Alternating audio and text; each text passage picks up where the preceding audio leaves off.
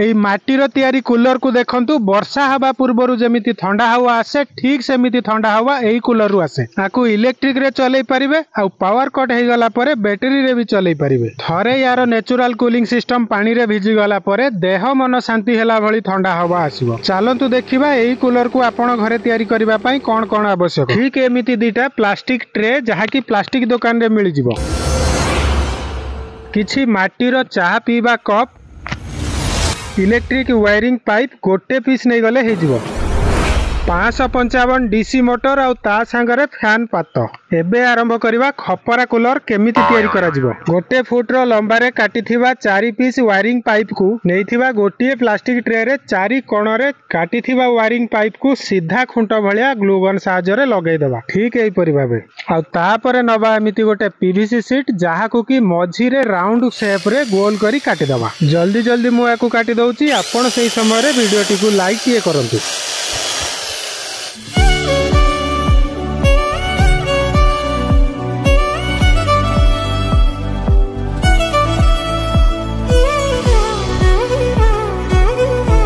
काटिला परे ठीक एमिति देखा जिवो। एई गोल रो साइज 9 इंच। एबे सेही पीवीसी सीट को दी साइड रो जेमिति वीडियो रे देखुचंती गरम करिकि हल्का बेंड कर देबा कर्व डिजाइन करबा पई।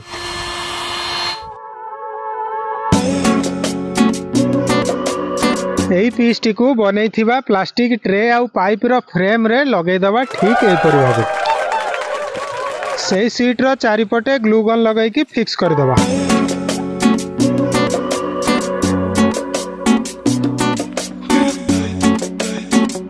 एमिति किछि पाइप को छोट छोट करी काटि देछि। खुंट भलिया लगैथिबा पाइप को सपोर्ट दबा पई फेविक्विक रे फिक्स कर देबा। खाली सपोर्ट दबा आरो काम नुआ आउरी भी किछि काम अछि। वीडियो को स्किप न करी शेष पर्यंत देखंतु जानि परिबे। देखि पारथुबे कूलर रो पाखा पाखी आधा काम सरी गला। एबे नबा एमिति खंडे वाटर लेवल पाइप जहा कि हार्डवेयर दुकान रे अति सहज रे मिलि जिवो। वायरिंग पाइप रे एमिति होल करी कि वाटर लेवल पाइप को तळु ऊपर जाय लगै दबा पानी को तळु ऊपर को उठेबा पई। पाइप को एमिति लगैले पाइप फैन ब्लेड रे बाजिबो नै। एई जगह रे पानी मोटर लगेबा को पड़िबो।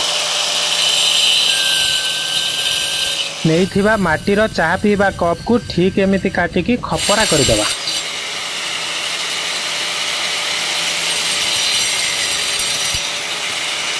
आउ तापरे से खपरा गुडी को ग्लू गन सहायता रे ठीक एमिति लगै देबा कूलर फ्रेम रे।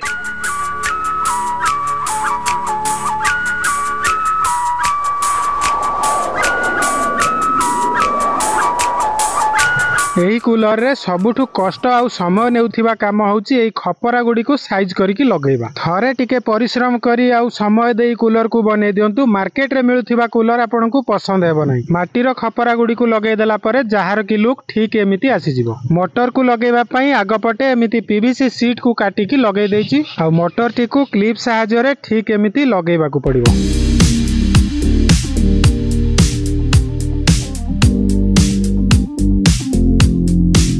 कूलर रो आगपटे जाली पाई जीआई रो तार यूज करूची। जीआई तार को छोट छोट करी काटी देई सोल्डरिंग आयरन रे होल करी एमिति लगै देबा।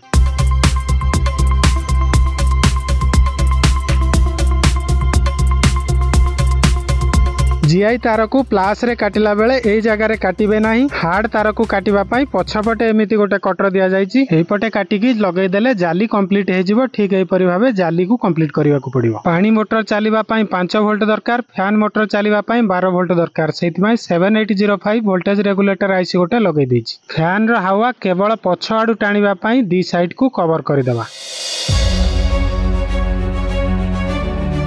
12 वोल्ट रो सप्लाई दवा पई एमिति गोटे फीमेल सॉकेट लगै देबा।